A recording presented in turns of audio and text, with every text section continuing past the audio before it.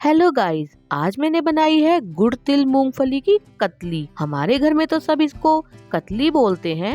आप इसको बर्फी कतली कुछ भी बोल सकते हैं, लेकिन ये बन जाती है बहुत ही ज्यादा जल्दी और टेस्ट का तो बस पूछिए ही मत। तो चलिए बिना देरी किए फटाफट से बना लेते हैं कतली। देखिए, मैंने इसके लिए लिया है 450 ग्राम गुड़, 150 ग्राम तिल और 200 ग्राम मूंगफली के दाने। यह मूंगफली के दाने अभी कच्चे हैं, तो हमें इनको भूनना होगा और इसके छिलके उतारने होंगे। तो चलिए सबसे पहले हम मूंगफली को फटाफट से भून लेते हैं। मैंने गैस ऑन कर दी है और रख दिया है एक भारी तले का पैन और ले लिए हैं मूंगफली के दाने। गाइस, हमें मूंगफली के दानों को धीरे धीरे लो फ्लेम पर सेकना है। अगर हम फ्लेम तेज कर देंगे तो मूंगफली एकदम से ऊपर से जल जाएगी और अंदर से कच्ची रह जाएगी। मैंने यहाँ मूंगफली को भूनने के लिए किसी घी तेल का इस्तेमाल नहीं किया है। गाइस, मेरे पास रोस्टेड मूंगफली नहीं थी, कच्ची मूंगफली के दाने थे, इसके कारण मुझे इसको भूनना और उसके छिलकों को उतारना पड़ा। यदि आपके पास रोस्टेड मूंगफली हो तो आप उसका भी इस्तेमाल कर सकते हैं। मुझे 5 से 7 मिनट मूंगफली को भूनते हो गया है और अभी इसके छिलके उतरने स्टार्ट नहीं हुए हैं, यानी कि हमें मूंगफली को थोड़ी देर और भूनना है। गाइस, मूंगफली के भुनने की यही पहचान है कि मूंगफली अपने आप खुलने लग जाती है और छिलके इजीली उतरने लग जाते हैं। मैंने मूंगफली को 3-4 मिनट और भून लिया है और लीजिए मूंगफली तो भून के हो गई है तैयार। मैंने इसको निकाल लिया था साफ सुथरे कपड़े पर ताकि इसके छिलकों को आसानी से उतारा जा सके। देखिए, इस प्रकार मूंगफली को रगड़ लीजिए और सारे छिलकों को उतार लीजिए और मूंगफली को प्लेट में डालकर ठंडा करने के लिए रख दीजिए।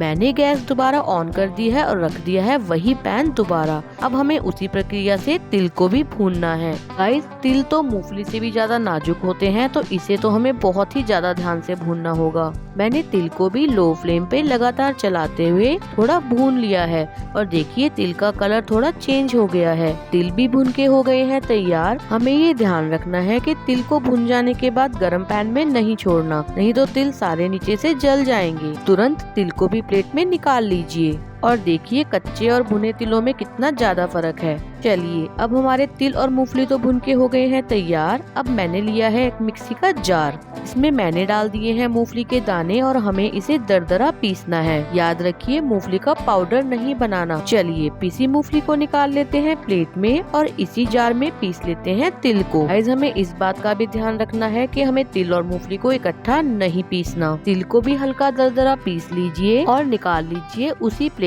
में जिसमें मूंगफली निकाली थी। गाइस, मैंने यहाँ तिल को पल्स मोड पर सिर्फ 1 या 2 बार चलाया है। चलिए, अब हमारे तिल और मूंगफली भुनकर और पिसकर हो गए हैं तैयार। अब हमें प्लेट में इन दोनों को मिला लेना है अच्छे से। हमारी आधी तैयारी हो चुकी है। अब लेना है हमें गुड़ को। अब हमें गुड़ को डलों में नहीं लेना, हमें या तो इसको चाकू की सहायता से काट लेना है या तोड़ लेना है। गाइस, मैं तो चाकू की सहायता से गुड़ को काटना पसंद करती हूँ। अगर गुड़ में कोई इम्प्योरिटी होती है तो हमें वो भी नजर आ जाती है। गाइस, आज जो ये गुड़ तिल की कतली बन रही है, इसके लिए हमारी यह सारी तैयारी होनी पहले जरूरी है। आप जब भी यह कतली अपने घर में बनाएं, दिखाए गए तरीके से सभी सामग्री को पहले तैयार करके रख लें। चलिए, अब हमारी सारी सामग्री तैयार है। मैंने उसी पैन को दोबारा चढ़ा दिया है गैस पे और डाल दिया है कटा हुआ गुड़। साथ में मैंने डाला है 2 चम्मच भर के देसी घी। अब हमें गुड़ को भी लो मीडियम फ्लेम पर पिघलने तक पकाना है। गाइस, हमें ये रेसिपी बनाने के लिए बहुत ज्यादा सहजता की भी जरूरत है और बहुत ज्यादा तेजी की भी। जब हम गुड़ तिल या मूंगफली को भून रहे हैं या पका रहे हैं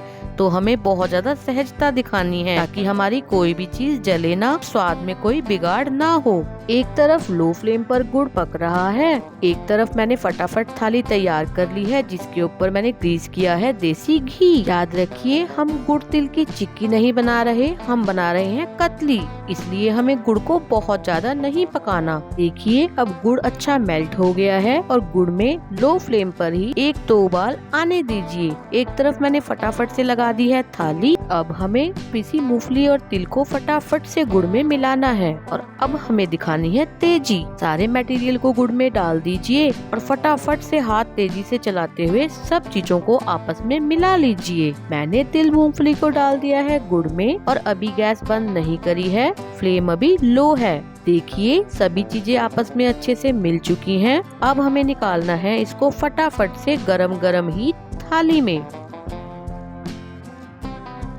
चलिए सारा मटेरियल थाली में निकाल लिया है। अब आप ये देखिए कि इसको फैलाना कैसे है। मैंने पहले स्पैचुला की सहायता से ही इसको थोड़ा फैला लिया है, फिर कटोरी के पीछे थोड़ा घी लगाकर उससे मैंने इसको समतल कर लिया है। भाई जब हम सभी भाई बहन छोटे थे तो मेरी मम्मी हर सर्दी में इसे बनाया करती थी। हम सभी बच्चे बड़े मजे से पूरी सर्दी इसे खाते थे।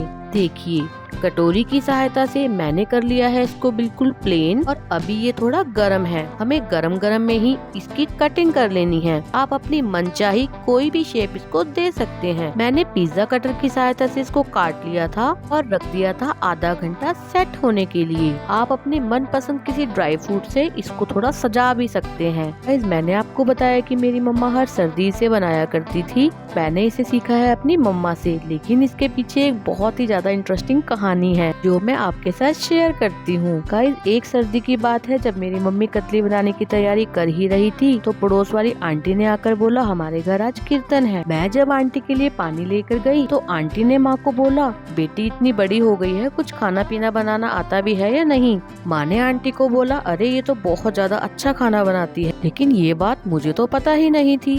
बस मेरा क्या था, मैं तो चढ़ गई चने के झाड़ पर। जैसे ही मम्मी गई कीर्तन में मैंने सोच लिया माँ के आने से पहले बना दूंगी कतली और माँ को सरप्राइज करूंगी। लेकिन सोचने से तो कुछ होता नहीं, हमें प्रैक्टिकल करके देखना ही पड़ता है। जैसे ही मैंने कतली बनाने की प्रक्रिया शुरू करी, मूंगफली मैंने कच्ची डाल दी, तिल जल गए और गुड़ की चाशनी कड़वी हो गई। मैं उस वक्त बहुत ज्यादा डर गई थी। पता था कि जब मम्मी घर आएगी तो बहुत ज्यादा डांटेगी, लेकिन ऐसा कुछ हुआ नहीं। गाइस मेरे से खराब हुई सभी चीजों को तो माँ को फेंकना ही पड़ा था। माँ ने मुझे उस दिन समझाया था कि बेटे जो चीज जितनी आसान दिखती है वो होती नहीं है, और माँ ने उसी दिन मुझे ये कतली बनानी सिखाई थी। गाइस आप भी ये कतली जरूर ट्राई कीजिएगा, ये बहुत जल्दी बन जाती है और बहुत ही ज्यादा टेस्टी लगती है। लीजिए आपसे बातें भी हो गई और हमारी कतली भी हो गई तैयार। तो गाइज आपको मेरी ये रेसिपी कैसी लगी प्लीज कमेंट करके जरूर बताइएगा, और ऐसी ही और मजेदार रेसिपीज के लिए मेरे साथ जुड़े रहिए। Good bye.